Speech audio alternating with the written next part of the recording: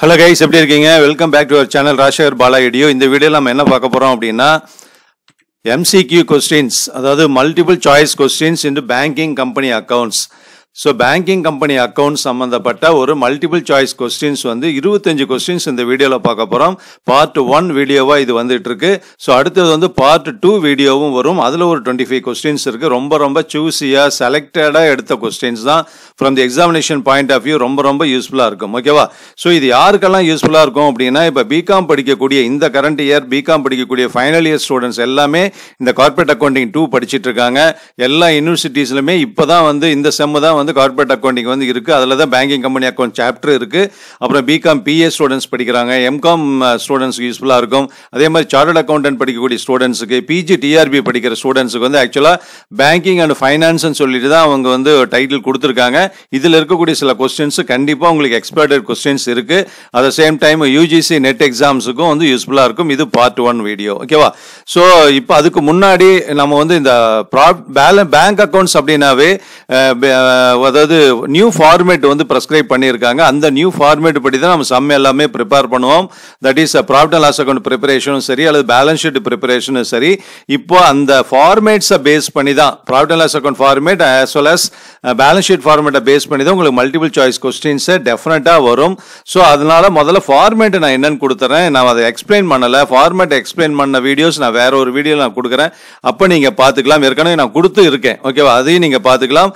இப்போ வந்து அந்த ஃபார்மேட்டை மட்டும் ஒரு கிளான்ஸ் உங்களுக்கு காமிச்சிட்டு நம்ம அப்படியே கொஸ்டின்ஸ்க்கு போயிடலாம். ஏன்னா அதை பேஸ் பண்ணி தான் உங்களுக்கு multiple choice question maximum questions அப்படி தான் வரும். ஓகேவா? ஸோ வந்து பார்த்தீங்கன்னா இப்போ வந்து இதுதான் வந்து form B 3rd schedule format of profit and loss account. இந்த ஃபார்ம் பி 3rd ஷெட்யூலுங்கிறத ஞாபகம் வச்சுக்கோங்க. பேங்க்னுடைய ப்ராஃபிட் அண்ட் லாஸ் அக்கௌண்ட்டுடைய ஃபார்மேட் வந்து ஃபார்ம் பி 3rd ஷெட்யூலில் தான் கொடுத்துருக்காங்க. ஸோ இந்த ஷெட்யூல் நம்பர் பர்டிகுலர்ஸ் என்ன பர்டிகுலர் ஹெட்டிங் வந்து எந்த ஷெட்யூல் நம்பரில் வருது அப்படிங்கிற மாதிரி ஃபுல்லாக பார்த்துக்கோங்க. இது அடுத்து வந்து இதுவும் வந்து ப்ராஃபிட் அண்ட் லாஸ் அக்கௌண்ட்டுடைய செகண்ட் பார்ட்டு தான் அது, அதாவது கண்டினியூட்டி தான் அது. ஓகேவா? ஸோ அடுத்து வந்து பார்த்தீங்கன்னா பேலன்ஸ் ஷீட்டுடைய ஃபார்மேட்டும் ஷெட்யூல் 1 to 12 வரும். ப்ராஃபிட் அண்ட் லாஸ் அக்கௌண்ட் வந்து 13 to 16, இது வந்து 1 to 12 வந்து balance sheet of the bank format வரும். இது வந்து பார்த்தீங்கன்னா இதனுடைய ஃபார்மேட் இது வந்து form A 3rd schedule. Profit and loss account வந்து form B 3rd schedule, balance sheet of the bank வந்து form A 3rd schedule. So இதில் வந்து லயபிலிட்டி சைடில் 5 ஷெட்யூல்ஸ் வரும், அசட் சைடில் 11 ஷெட்யூல்ஸ் வரும். டோட்டல் பண்ணுறப்ப 5 ஷெட்யூல்ஸ்னுடைய டோட்டல் வந்து லயபிலிட்டி சைட் டோட்டல். அதுவும் இந்த அசட் சைடில் இருக்கக்கூடிய 11 ஷெட்யூல் வரைக்கும் இருக்கக்கூடிய டோட்டலும் வந்து டேலி ஆகணும். பேலன்ஸ் ஷீட்ல 12 ஷெட்யூல் ஒன்று இருக்கு, அது contingent liabilities. It will not be taken into total amount. Total calculation நம்ம எடுத்துக்க வேண்டிய அவசியம் இல்லை. இந்த நோட்டு கொடுத்துருக்கோம் இல்லையா, இது உங்களுக்கு அப்ஜெக்டிவ் டைப்ல கேட்பாங்க. ஓகேவா? ஸோ இப்போ வந்து நம்ம என்ன டீட்டெயில்ஸ் நம்ம பார்த்துருவோம். So MCQ in bank company accounts part 1 video. ஓகேவா? First question, every banking company is required to close its accounts every year on. எல்லா பேங்கிங் கம்பெனியும், ஒவ்வொரு பேங்கிங் கம்பெனியும் அது தன்னுடைய அக்கௌண்ட்ஸ் வந்து எப்போ ஒவ்வொரு வருஷமும் எப்போ க்ளோஸ் பண்ணுறாங்க, எந்த டேட்டில் அப்படின்னு கேட்டிருக்காங்க. ஸோ இது ரொம்ப இம்பார்ட்டன்ட் கொஸ்டின்ஸ். நிறைய டைம் வந்திருக்கு. அதனால் வந்து முதல்ல எல்லாம் வந்து ஒவ்வொரு டைமில் இருக்குது. டிசம்பரில் க்ளோஸ் பண்ணாங்க, அப்புறம் மார்ச்சில் க்ளோஸ் பண்ணாங்க, செப்டம்பரில் க்ளோஸ் பண்ணிக்கலாம், அக்டோபரில் க்ளோஸ் பண்ணிக்கலாம், ஜூனில் க்ளோஸ் பண்ணலாம், அப்படியெல்லாம் மாதிரியெல்லாம் இருந்தது. இப்போல்லாம் ஒரு யூனிஃபார்மிட்டி பண்ணிட்டாங்க. ஸோ யூஸ்வலாக வந்து எப்போ அக்கௌண்ட்ஸ், ஏன்னா எந்த கம்பெனியாக இருந்தாலும் once in year account close பண்ணி ஆகணும். ஸோ பேங்கிங் கம்பெனி அக்கௌண்ட்ஸ் வந்து பார்த்தீங்கன்னா 31st மார்ச்சில் அக்கௌண்ட் க்ளோஸ் பண்ணிவிடுவாங்க. ஏப்ரல் 1 வந்து நெக்ஸ்ட் இயர்னுடைய அக்கௌண்டிங் வந்து ஸ்டார்ட் பண்ணிவிடுவாங்க. ஓகேவா? So answer 31st March B.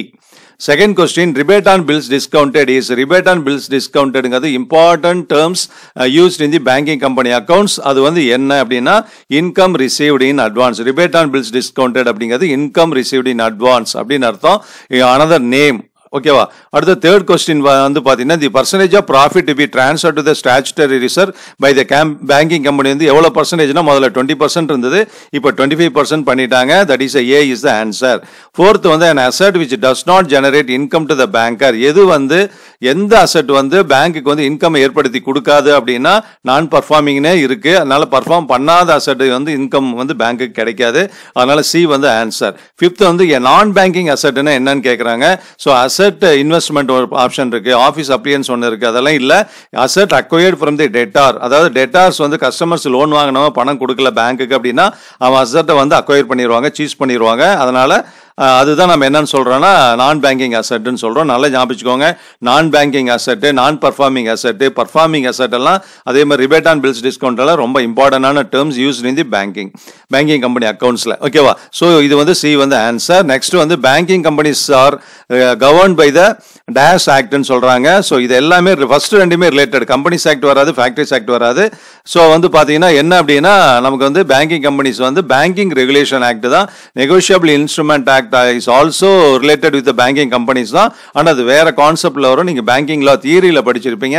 So banking regulations act தான் வந்து 1949 பாஸ் பண்ணாங்க.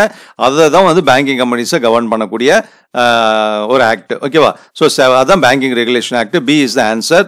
அடுத்து 7th கொஸ்டின் வந்து பார்த்தீங்கன்னா provision for income tax. Provision for income tax is shown in the bank accounts under the head. Provision for income taxங்கிறது வந்து bank அக்கௌண்ட்ல வந்து எந்த ஹெட்டிங்ல வரும் அப்படின்னு கேட்குறாங்க. ஸோ 4 சாய்ஸ் இருக்கு. அதில் என்னன்னு பார்த்துக்கோங்க. அதர் லயபிலிட்டிஸ்லாம் வரும். பாரோயிங்ஸ் வந்து நம்ம கன்ஃபியூஸ் வரும். ஆப்ரேட்டிங் எக்ஸ்பென்ஸ் வந்து ப்ராஃபிட் அண்ட் லாஸ்ல வரக்கூடியது. ப்ரொவிஷன் ஃபார் இன்கம் டேக்ஸ் வந்து நமக்கு பேலன்ஸ் ஷீட்ல எங்க வரும்ங்கிறப்ப அதர் லயபிலிட்டிஸ் ஹெட்டிங்ல வந்துடும். அடுத்து வந்து 8th வந்து the heading other assets does not include. எது வந்து அதர் அசெட் கிடையாதுன்னு கேட்குறாங்க. அதர் அசெட் எதுன்னா சி வந்து கோல்டு வந்து அதர் அசெட் கிடையாது. So C is the answer. 9th வந்து all appropriations of the profit are shown in the fourth part of the எந்த அப்ராப்ரியேஷன்ஸ் எல்லாம் ப்ராஃபிட் அண்ட் லாஸ் அக்கௌண்ட்ல தான் வரும். பேலன்ஸ் ஷீட்ல அப்ராப்ரியேஷன் பண்ண முடியாது. பழைய ஃபார்மேட்ல வந்து ப்ராஃபிட் அண்ட் லாஸ் அக்கௌண்ட் போட்டுட்டு profit and loss appropriation account போடுவோம், அப்புறம் பேலன்ஸ் ஷீட் போடுவோம். ஸோ இதெல்லாம் அதே ஃபார்முலா சேம் ஃபார்முலா கொண்டு வந்துட்டாங்க. அதனால profit and loss account is the answer. 4th part of profit and loss account. ஏன்னா ப்ராஃபிட் அண்ட் லாஸ் அக்கௌண்ட் மொத்தம் 4 பார்ட் இருக்கு. Part 1, part 2, part 3, part 4. அப்போ அப்ராப்ரியேஷன் பார்ட் 4ல வரும். அப்போ 1, 2, 3 வச்சு கூட உங்களுக்கு கொஸ்டின்ஸ் கேட்கலாம். 10th கொஸ்டின் வந்து ஷெட்யூல் 13 இஸ் ரிலேட்டட் வித். இது ரொம்ப இம்பார்ட்டன்ட். இதுக்காக தான் நான் ஃபார்மேட் கொடுத்துருக்கேன். ஷெட்யூல் 13 வந்து எது ரிலேட்டட் ஆகுனா ப்ராஃபிட் அண்ட் லாஸ் அக்கௌண்ட்ல வரக்கூடிய ஃபர்ஸ்ட் ஐட்டம் அதான். அப்போ இன்ட்ரெஸ்ட் ஏர்ன்ட். ஓகேவா? ஆன்சர் வந்து பி. இன்ட்ரெஸ்ட் எக்ஸ்பெண்டட்ங்கிறது வந்து பார்த்தீங்கன்னா 15th ஷெட்யூல். அதர் இன்கம் வந்து 14th ஷெட்யூல். ஆப்ரேட்டிங் எக்ஸ்பென்சஸ் வந்து 16th ஷெட்யூல். ஓகேவா? 15th இன்ட்ரெஸ்ட் எக்ஸ்பெண்டட் வந்து 15வது ஷெட்யூல். இப்போ இது 13 கேட்கிறப்ப இன்ட்ரெஸ்ட் ஏர்ன்ட். ஓகேவா? ஸோ அடுத்தது வந்து பார்த்தீங்கன்னா பி வந்து ஆன்சர். 11th வந்து ஷெட்யூல் 15 வந்து ரிலேட்டட் டு எதுன்னு கேட்குறாங்க. 15 அப்படிங்கிறது 13, 14 வந்து நமக்கு வந்து 13, 14 வந்து இன்கம் ரிலேட்டடு. இது ஷெட்யூல் 15 and 16 வந்து expense related. So interest expended தான் 15, ஆப்ரேட்டிங் எக்ஸ்பென்சஸ்ங்கிறது வந்து 16. ஓகேவா? ஸோ அப்போ ஆன்சர் பார்த்தீங்கன்னா ஏ வந்து இன்ட்ரெஸ்ட் எக்ஸ்பெண்டட். ஸோ 12th வந்து banking regulation act was past in the year. So முதல்ல வேற மாதிரி கேட்டாங்க. 1949 பாஸ் பண்ண ஆக்ட் என்னன்னு கேட்டாங்க. இப்போ வந்து அதனுடைய ஆக்ட் வந்து 1949 வந்து ஆன்சர். பேங்கிங் ரெகுலேஷன் ஆக்ட் வந்து 1949 பாஸ் பண்ணாங்க. 13th கொஸ்டின் வந்து an assets becomes non-performing asset when it எப்போ dash to generate income for bank. So asset வந்து எப்போ நான் பர்ஃபார்மிங் அசட்டாக மாறுது அப்படின்னா ஏன்னா அது வந்து நமக்கு வந்து எந்த ஒரு இன்கமே கொடுக்காது. At it ceases to generate income for bank. Lease கிடையாது, சோல்டு எல்லாம் கிடையாது, சேல்ஸ் எல்லாம் பண்ண மாட்டாங்க. டெட்டார்ஸ் வந்து நம்ம கஸ்டமர்ஸ் வந்து பேங்க் கொடுக்க வேண்டிய அமௌண்ட் கொடுக்காம இருக்கிறப்ப அசட்டை சூஸ் பண்ணுறதா நான் பர்ஃபார்ம். அதாவது ஒரு அசட் வந்து நமக்கு எந்த வகையிலுமே இன்கம் ஏற்படுத்தி கொடுக்காத அசட் தான் நான் பர்ஃபார்மிங் அசட்ஸ்ன்னு சொல்கிறோம். ஸோ பி வந்து சீசஸ். ஓகேவா?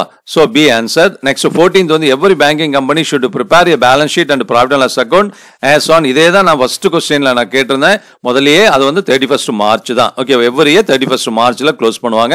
கொஞ்சம் வேற மாதிரி கேட்குறாங்க, அதனால இம்பார்ட்டன்ட் அது. Bank does not give loan against.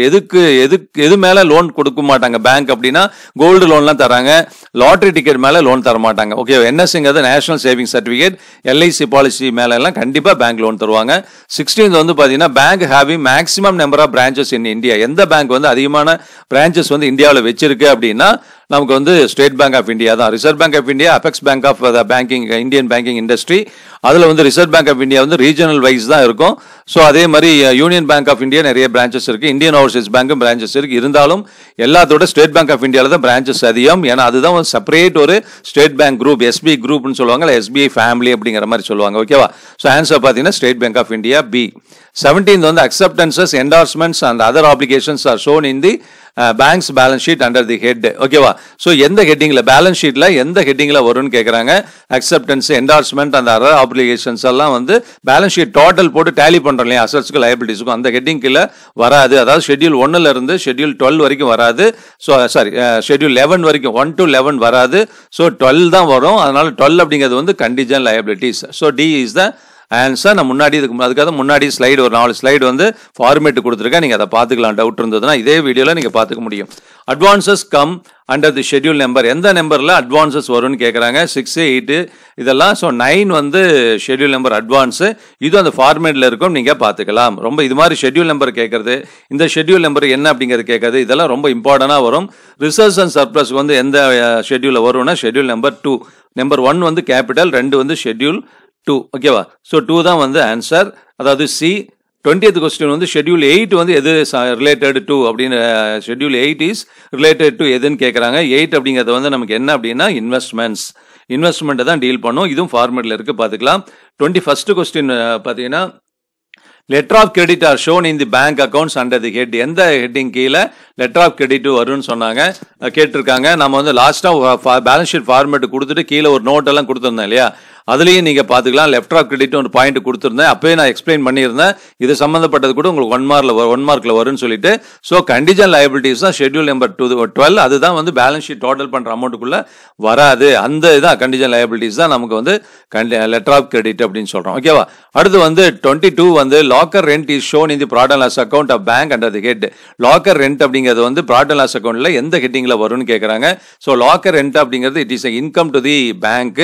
So income அப்படிங்கிறது ப்ராஃபிட் அண்ட் லாஸ் அக்கௌண்ட்ல 2 கேட்டகரி தான், 13, 14 ஷெட்யூல் தான். ஸோ அதர் இன்கம்ல வரும். That is 14, schedule 14. ஓகேவா? 10 வந்து பார்த்தீங்கன்னா பேலன்ஸ் ஷீட்டில் வரக்கூடியது. 16 வந்து ஆப்ரேட்டிங் எக்ஸ்பென்சஸ், அது வராது. ஓகேவா? ஸோ இது கேட்குறப்போ நீங்கள் அதுவும் சில டைமில் கேட்கலாம். So demand draft and telegraphic transfers R shown in the bank accounts. பேங்க்கில் இது 2 ஐட்டமும் எந்த ஹெட்டிங் கீழே வரும்னு சொல்கிறாங்க. அது வந்து பில்ஸ் பேயபிள் ஹெட்டிங்கில் வரும். ஓகேவா? ஸோ அதை நீங்கள் பார்த்துக்கோங்க. நல்லா இது கொஞ்சம் நல்லா புரிஞ்சு வச்சுக்கோங்க ஃபார்மேட்டை. இது கொஞ்சம் இன்டெப்த்தாக கேட்கக்கூடிய ஃபார்மேட்டுன்னா நான் வந்து மெயின் ஃபார்மேட் கொடுத்துருக்கேன். ஷெட்யூல் ஃபார்மேட்டையும் நீங்கள் பார்த்து வச்சுக்கணும். சரி, profit and loss account of banking company has to be prepared in எந்த ஃபார்ம் அண்ட் ஷெட்யூல் படி ப்ரிப்பேர் பண்ணுறாங்க அப்படின்னு கேட்டிருக்காங்க. ஸோ வந்து இதை கன்ஃபியூஸ் ஆகிடக்கூடாது, கொஞ்சம் கன்ஃபியூஸ் ஆகும். ப்ராஃபிட் அண்ட் லாஸ் அக்கௌண்ட்னா ஃபார்ம் பி ஆஃப் ஷெட்யூல் 3. ஓகேவா? நான் ஏற்கனவே சொன்னேன் அந்த ஃபார்மேட்டை சொல்கிறப்பவே. ப்ராஃபிட் அண்ட் பேலன்ஸ் ஷீட்டாக இருந்ததுன்னா form A schedule 3, profit and loss account இருந்தால் ஃபார்ம் பி ஷெட்யூல் 3. ஓகேவா? So C is the answer. அடுத்து வந்து பார்த்தீங்கன்னா 25th கொஸ்டின் இந்த வீடியோவில் last question. Rebate on bills discounted is also termed as. அப்படி என்னன்னு கேட்குறாங்க. So rebate on bills discounted அப்படிங்கிறது வந்து ஏற்கனவே வந்து இன்கம் ரிசீவ்ட் இன் அட்வான்ஸ் ஒரு கொஸ்டினில் கேட்டிருந்தாங்க. அதே தான் வேற மாதிரியான ஒரு இது வந்து ரொம்ப டெக்னிக்கலான கொஸ்டின். இதை பேஸ் பண்ணி தான் நம்ம செம்மையாக ஒர்க் அவுட் பண்ணுவோம்.